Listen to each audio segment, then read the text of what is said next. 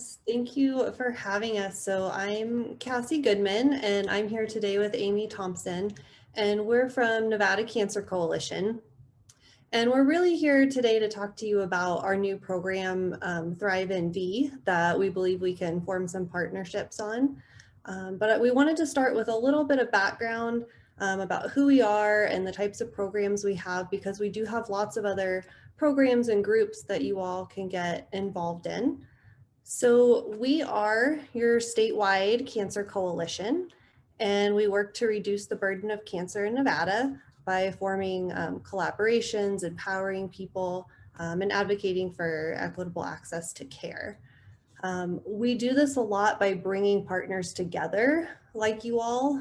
We have task forces and work groups, and our work is really driven by the 5-year state cancer plan.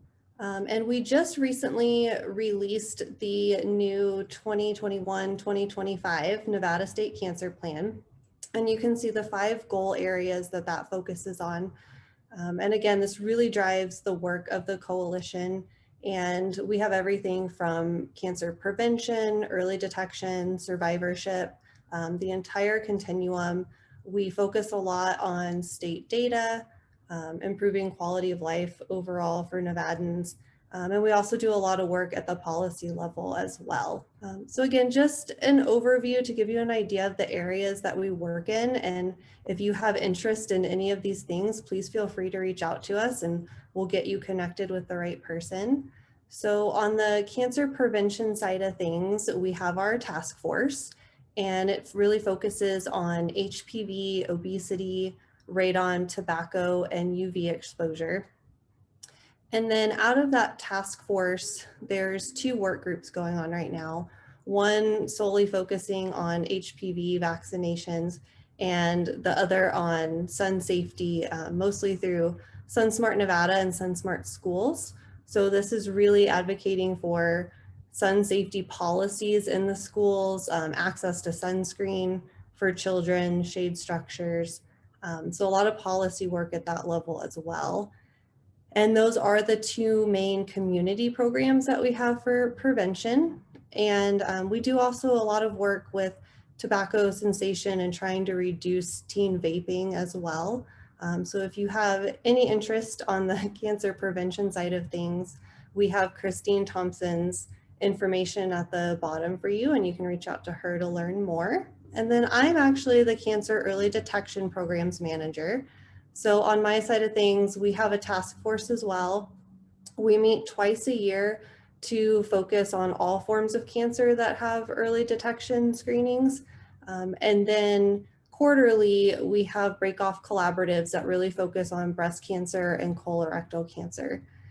And our community outreach, we have annual events, again, focusing on breast and colorectal cancer. And if you look at the cancer plan, you'll see those are main target areas for our state right now in screenings. But we also partner with people like you if you're doing things like fit kit screenings or discount mammographies, anything going on, we're happy to partner, get involved, and help you however we can. So my info's at the bottom as well. Amy's going to talk to you about the survivorship side of things, which will really lead into that Thrive NV program that we have going on that we wanted to share with you. So my name is Amy Thompson. I am the Cancer Survivorship Programs Manager at Nevada Cancer Coalition. So as Cassie mentioned, I'm going to transition into talking to you about the survivorship side of what we have to offer for your involvement. We have a survivorship task force that currently meets every other month, addressing issues related to survivor quality of life, access to resources and services, palliative care, and education for healthcare professionals specific to survivorship and palliative care topics. And then the newest program that we have is Thrive NV, which is really a collaborative effort led by Nevada Cancer Coalition. It was a program developed with the State of Nevada Division of Public and Behavioral Health, NCC, and partners. And the reason that we put Thrive NV together is really to address the access needs, to increase access to patient navigation, peer support, and resources across Nevada. specifically with emphasis in rural and underserved communities where people may not have access to patient navigation. We're really designing this program to try to address the gaps in that. So with part of Thrive NV program, as it becomes available, we're looking at outreach at community events to share about this program and get more people involved. And then, of course, we have opportunities with the Thrive NV Oncology Patient Navigation Network that I'll talk to you a little bit more about as well. And my contact information is at the bottom here. So if survivorship is a realm that you are interested in, I would love to have you join us. So we're going to spend a little bit more time specifically on the Thrive NV program and how we can work with you all, hopefully in partnership, and to kind of increase the access to these services for people who need them. So a little bit about the patient navigation program. So NCC navigators work with clients to overcome barriers to screening, treatment, and survivorship, helping them navigate to appropriate resources and support. And through this, we're really trying to work with statewide partners and collaborate with them to address the barriers that people are experiencing. So with this Thrive NV patient navigation program, as I've said, it's really to fill gaps in care for Nevadans who do not have access to navigation. So trying not to duplicate efforts, but rather to expand upon what's already there. These are opportunities that we're hoping by presenting to you all today is to develop some partnerships and collaborate with you. We want to understand more about where the gaps are. Again, this is a statewide program, so we're really trying to unify North and South and rural. We want to work with you to provide necessary navigation services. Community health workers know your communities better than anyone. You understand what people are going through and the challenges that people have. So we're hoping, again, to work together to address those would be our goal. Again, not to duplicate efforts, but to help each other, help others. And we're just gonna dive in just a little bit about meeting the navigators. You can see you're already meeting us. I am Amy. I've already said I'm the Cancer Survivorship Programs Manager here at Nevada Cancer Coalition. A little bit more about my background. I am a registered nurse. I'm an oncology certified nurse, and I've been a certified breast patient navigator. So my experience prior to coming to the nonprofit coalition space was working full-time as a breast cancer nurse navigator at a Nevada facility. And that's what brought me to come over to the coalition to design this program. And then I'll let Cassie tell you a little bit more about her. I am also a certified patient navigator, so I help Amy out with this program. My background's a little unique compared to most people in this position. I actually started out in the fitness world. I have a master's in kinesiology, and I oversaw a cancer rehabilitation program, heard a lot of the other struggles and barriers that the patients and survivors were dealing with, and then met Amy through that previous job and got interested in patient navigation. Which led me to where I am today. So we're just going to go over just a little bit of updates again, just to tell you a little bit more about our program. We've started this navigation program a year ago, and we are happy to say that over that period of time, we have navigated 103 people. We feel we have a pretty unique situation going, being in a non-clinical community space. So we have a variety of people that actually reach out to us for assistance. So we have a number of survivors or those actually currently dealing with cancer. We have caregivers that contact us to help them help their family members. And we also have a really good mix of clinics or providers that reach out to us, as well as community partners. So in those examples, it would be, you know, they have patients or clients of their own that they're helping, and they're reaching out to us to help them get connected with some more resources. So that's a perfect example of how we can be a resource to community partners and clinics, or directly to the patient, depending on what the needs are of that particular situation. Program reach, again, it's statewide, so we see quite a few people in the North and the South. but we have extended into the rurals a bit, into Fallon, Yerington, Elko, Winnemucca, Round Mountain. And we've even had a couple of calls as far over as St. George and Salt Lake City. Again, those are examples of clinics that are reaching out to us who have some rural patients seeking care in Utah. So they're trying to help connect them to Nevada-based resources. Top sources of referral into the programs, actually people self-referring in. They Google us and they find some resources. Thankfully, they can get to us that way. And then top barriers addressed should be no surprise to anyone. Financial issues are the top concern that we hear from people dealing with cancer and their caregivers dealing with it. And the next one after that is a support resource need, which could be anything from connecting to a support group or something like that. So the next piece of this Thrive NV program that we want to share with you all, and again, because we realize that you're involved with a variety of people too, and hoping that you can help spread this message out to people, that we know that the need for peer-to-peer support is pretty significant, especially in the cancer space.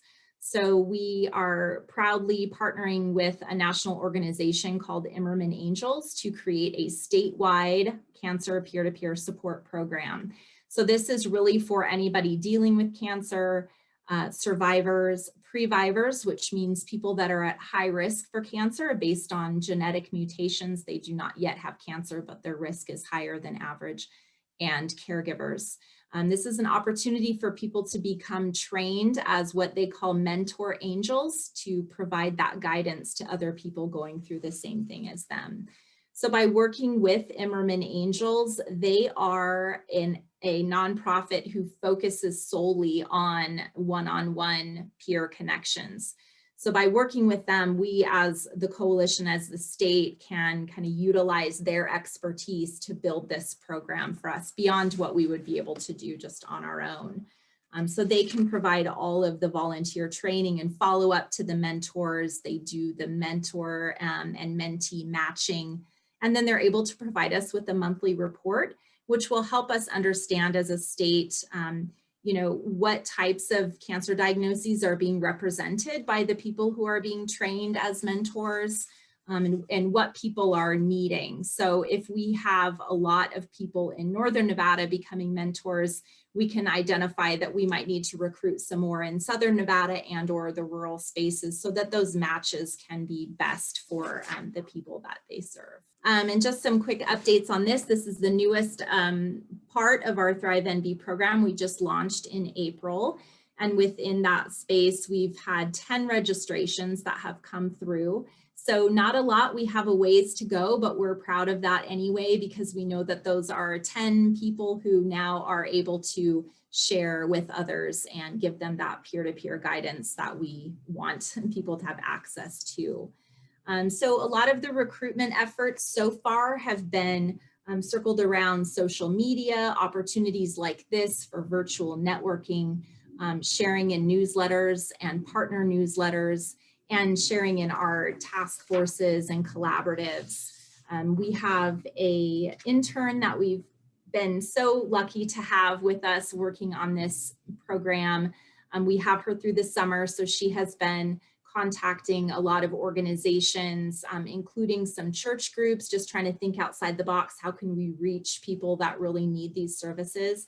And she sat in on some support groups to be able to share about this mentor opportunity. So we're currently recruiting for mentors, and then the next phase of that will be opening it up to that matching. This is a very easy thing to direct people to the website, and then they can just go ahead and fill out a simple form to become a mentor. Well, it's really, if a CHW is a cancer survivor or a previvor or a caregiver, then you could be a mentor. But it's also that CHWs, because you're around so many different people, the likelihood of you encountering families dealing with cancer is pretty high. So this is an opportunity to direct people to the peer support that they may be looking for and haven't been able to find. So this next piece that I really wanted to share, this is an area that I really hope that some of you will be interested in to join this, because this again is made for those of us in this space. So the Thrive NV Oncology Patient Navigation Network was something that we started in August, and it is a group of oncology navigators who provide navigation and support services to oncology patients, caregivers, and survivors. So anybody that's dealing with cancer in the population that they serve. This can include social workers, community health workers, patient nurse navigators, and so on. So we currently have a mix of all of these people in this network.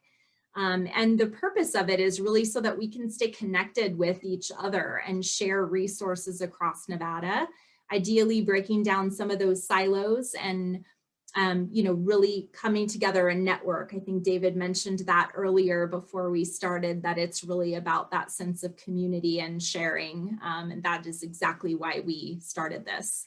We want to share knowledge so that we can obviously help others better and support each other as we do this work. So this is a perfect example of an opportunity for you all to join this network. We currently meet monthly and review different navigation related barriers and kind of, share any issues that we're having to help connect people to resources.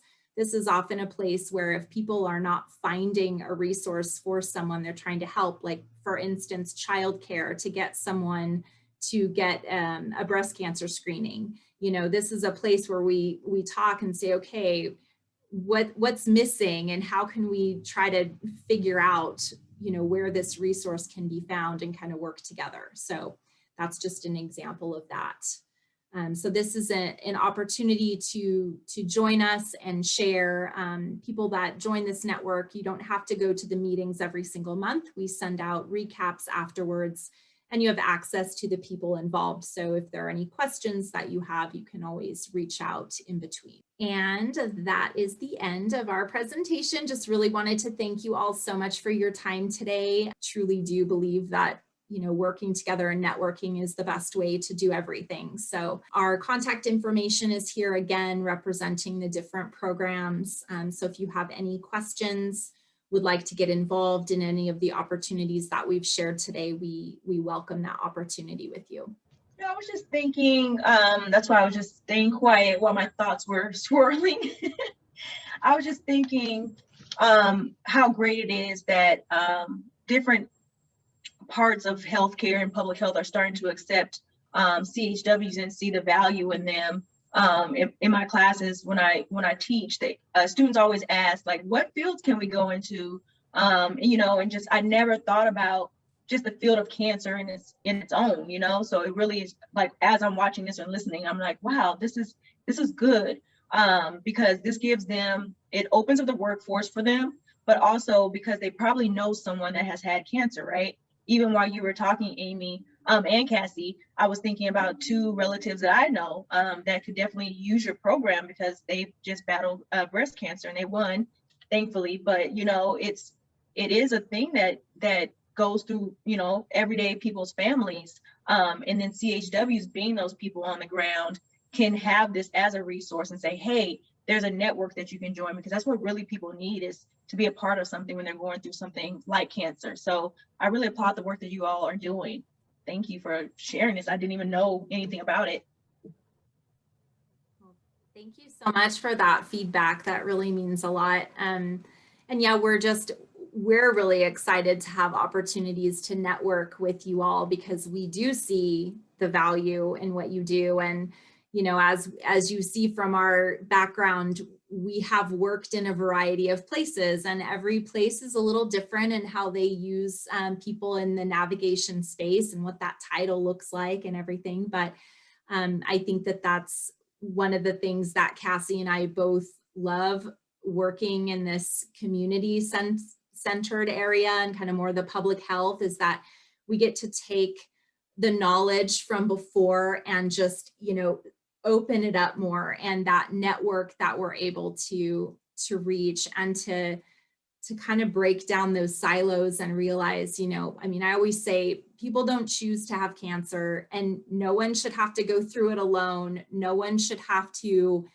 have, reduced access to support because of where they live or what their financial circumstance is. And I mean, I could be on my soapbox about that for way too long, so I'll cut myself off. But yeah, and I think we all share that, those of us in this field, whatever that looks like, whether it's in cancer or addiction or whatever, we care about people, and you want people to get access to the resources. And the more we work together and know about other programs so that we can say, hey, I'm stumped, I need help, and now I know who to reach out to, the person that we're helping is going to benefit always because we have created those relationships. And I think that is our main goal. We really want to create those relationships with people so that we can help others.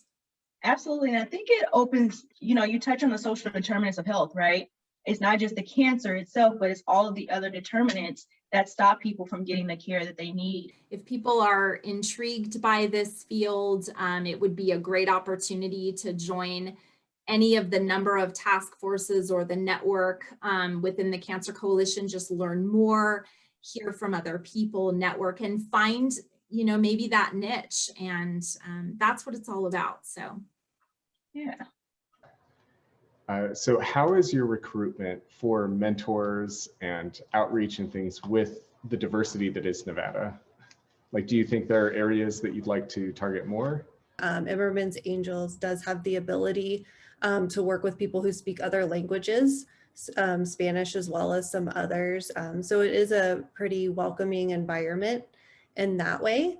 And then I will say, with everything going on with COVID and how it hasn't affected everyone the same, the Northern Breast Collaborative, and now we're bringing this other one in, they've really been starting to focus on racial and ethnic disparities in breast cancer screenings, as well as the mortality rates.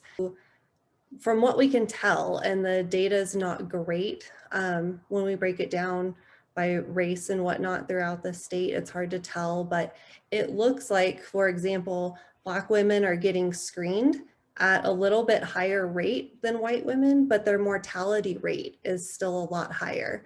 And so we're really trying to dive in as to why. Is it just the makeup of the tumors and they have more aggressive tumors?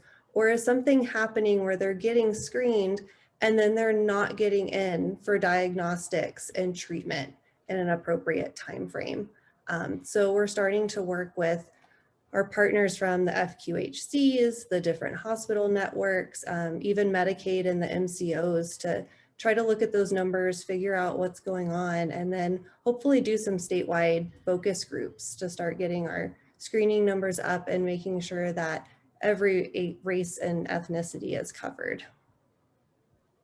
I know, just to speak to that, I work with the Nevada Health Centers, is the FQAC out here. You guys probably work with them. And I know the mammo ban has been really intricative in getting to the communities. And maybe that has something to do with why the rates of Black women actually being screened has gone up. Because I know it was like, I believe it was maybe like 5 years ago, where the rates of Black women being screened was actually very low. And so since that has come about and they actually go in neighborhoods where people have transportation issues and things of that nature, or they don't even know that they need to be screened, I think there's an education piece that's missing from a public health standpoint. I think there's, just the fact that they may not go as soon as they know or they feel something, right? So I think they're being diagnosed late. And you're right about the aggressiveness of the actual tumors. I've just seen it a lot in my community and in my family, so I know a little bit about it. I'm more of the infectious disease side and chronic disease, but cancer is not my specialty, but I hear a lot about it just in the community. So I do know, working with Nevada Health Centers, they talk a lot about the mammo ban and how that's really been effective. Yes, they are a huge, huge partner. And actually, Rhonda, who coordinates the mammo ban now, she's going to be one of our co-chairs for the Southern Breast Collaborative. So great. Getting very involved. That's great. But we definitely are looking for more representation from across the state, from CHWs in different areas too, that might still be interested. They may not work with cancer patients full time, but obviously, as we've already talked about, it's something that we're all touched with in one way or the other. And that is the way it is for everyone. So whether it's part of their job or just something that they're interested in, there's several ways that we can help kind of find a fit for them, for lack of a better way to put it. Whether that is part of a navigation network or part of a task force, maybe some of the screening programs and things that Cassie and the collaboratives are working on. So we have a lot to offer, and that's exciting because there's always a place for everyone.